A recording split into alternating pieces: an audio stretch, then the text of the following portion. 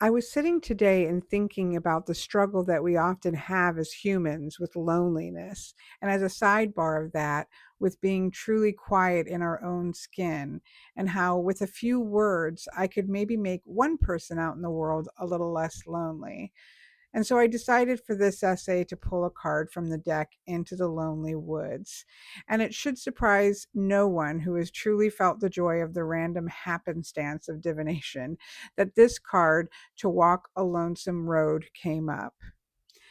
Did you know that in roughly 50 BCE, a Roman named Sextus Propertius, that could be pronounced wrong, wrote a poem called Alone Amongst Nature, where he wrote, "Truly, this is a silent, lonely place for grieving, and the breath of the west wind owns the empty wood.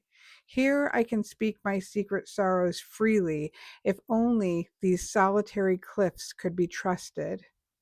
And he went on to speak his sadness and loss to nature.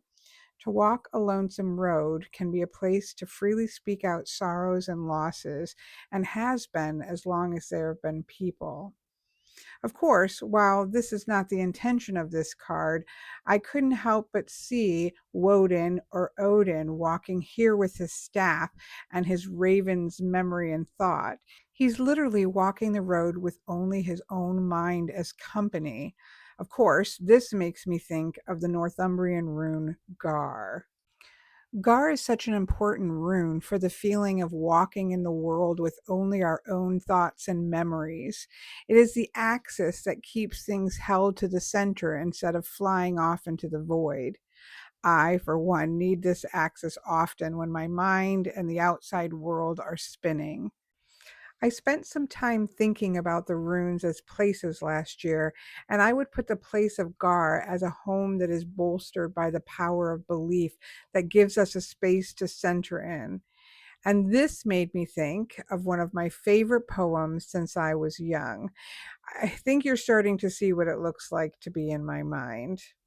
It is called Hold Fast Your Dreams by Louise Driscoll. Hold fast your dreams within your heart. Keep one still secret spot where dreams may go, and sheltered so may thrive and grow where doubt and fear are not. Oh, keep a place apart within your heart for little dreams to go. Think still of lovely things that are not true. Let wish and magic work at will in you. Be sometimes blind to sorrow, make believe. Forget the calm that lies in disillusioned eyes. Though we all know that we must die, yet you and I may walk like gods and be, even now at home in immortality. We see so many ugly things, deceits and wrongs and quarrelings.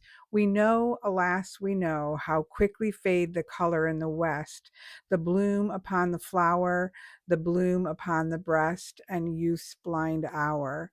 Yet keep within your heart a place apart where little dreams may go, may thrive and grow. Hold fast your dreams. And so, at the end of this winding road of my thoughts that started with a wish to ease one person's loneliness, is a belief that in the end we have to make a home of our thoughts, like a mind castle, a place to center ourselves when the world or our mind is full of chaos, and outside it should have a garden for your heart to keep a little dream alive. Mine would look like a cozy cabin or cottage tucked up in the forest at the edge of a mountain. A wall of books would be broken only by my dream computer with a large curved monitor of my dreams, because I'm a woman who types, not writes, and I surely need a place to game and write and play D&D in this home. There would be a crackling fire and two mugs of tea, and outside a window you would see a garden where little dreams could grow. What would your home look like if you could make a place of peace for your mind and a place apart for your dreams to thrive and grow?